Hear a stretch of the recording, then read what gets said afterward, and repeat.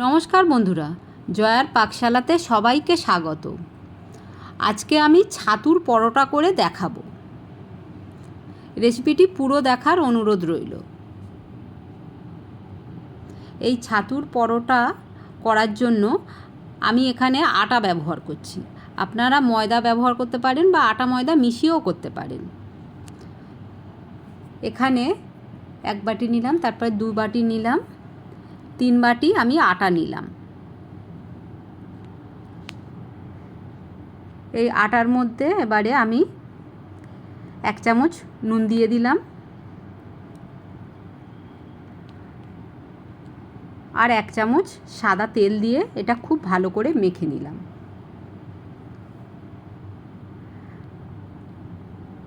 Normal temperature থাকা জল দিয়ে আমি এটা খুব সুন্দর করে মেখে নেব।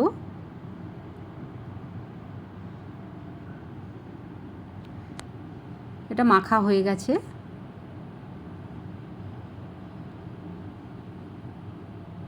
এটা এবারে আমি সাইডে রেখে দেব। একটা বাটি নিয়েছি, তার মধ্যে আমি ছাতু নিয়ে নিচ্ছি। ছাতুতে দেওয়ার জন্য এখানে একটা মাঝারি সাইজের পেঁয়াজ নিয়েছি, হলুদের গুঁড়ো, লঙ্কার গুঁড়ো, জিরের গুঁড়ো, ধনিয়ার গুঁড়ো, কাঁচা লঙ্কা কুচি, ধনিয়া পাতা কুচি আর সামান্য একটু জোয়ান দিয়ে ওটা খুব ভালো করে মেখে অল্প করে জল দিয়ে টাইট টাইট করে মেখে রেখে দিয়েছি।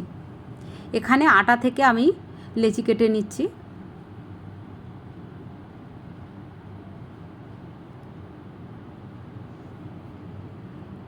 ছাতুটা যেটা মেখে রেখেছি সেটা এইভাবে ছোট ছোট বলের মতো করে আমি গড়ে নিচ্ছি।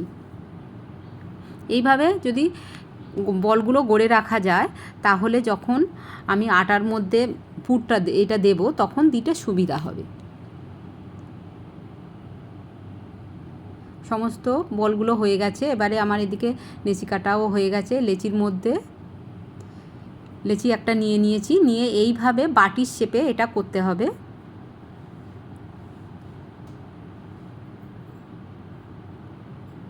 এর বাটির মধ্যে এবারে যে আমি ছাতুটা বলের মতো করে রেখেছি ছোট, সেইটা দিয়ে দিলাম। দিয়ে সুন্দর করে এভাবে সিল করে দিতে হবে যাতে বেরিয়ে না যায় বেলার সময়।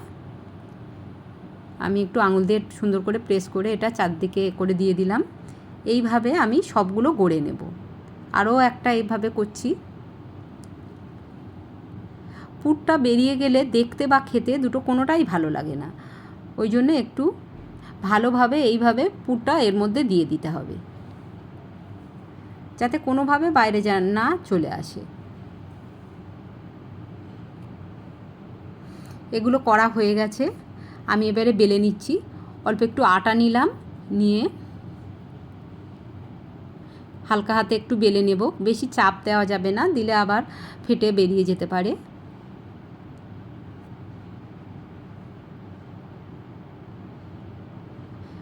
পরোটাগুলো একটু মোটা মোটা হয়, নর্মাল রুটি যেমন হয় সেবার রকম হবে না, এটা একটু মোটা মোটা হয়। বেলা হয়ে গেছে। একটা চাটু বসিয়ে দিয়েছি, তার মধ্যে আমি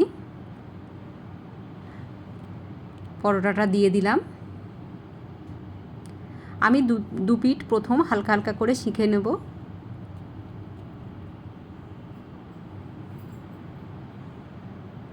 এইভাবে একটু শিখে দুদিকে নিয়ে তেল দিলে অল্প তেলে খুব সুন্দর পরোটা হয়ে যায় আর ফোলেও খুব সুন্দর। এক পিঠে আমি তেল দিয়ে দিয়েছি, আর এক পিঠে কিছুটা সাদা তেল দিয়ে এইভাবে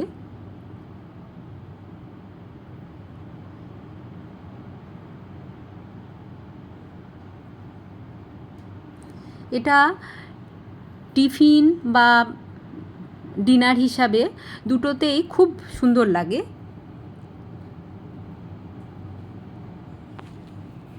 আচার, যে আলুর তরকারি, যে কোনো কিছুর সঙ্গে এটা খুবই সুন্দর খেতে লাগে।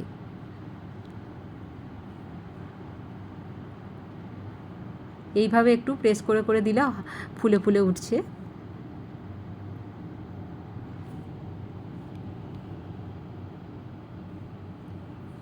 মিডিয়াম ফ্লেমে এটা করতে হবে, তা নাহলে পুড়ে যেতে পারে। এটা হয়ে গেছে আমার।